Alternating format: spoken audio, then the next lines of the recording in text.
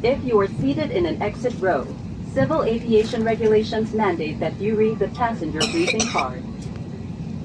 Should you wish to be reseated, please inform our cabin crew immediately. Allow us to be of service to you today.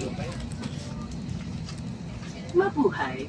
Balagod namin kayong tinatanggap sa ating lipad dito sa Philippine Airlines. Aming buong pusong pasasalamat sa ating mabuhay milers sa patuloy na pagtangkilik sa ating flag carrier. Hinihiling namin sa lahat ng ating mga pasahero na manatili lamang sa kanilang itinakdang upuan sa kabuuan ng ating lipad. Ayon sa mandato ng Civil Aviation Regulations, kung kayo ay nakaupo sa exit row, mangyaring basahin ang passenger briefing card. Kung nais ninyong lumipat ng upuan, agad na ipagbigay alam sa inyong mga cabin crew. Isang karangalan na kami ay makapaglingkod sa inyo ngayong araw na ito.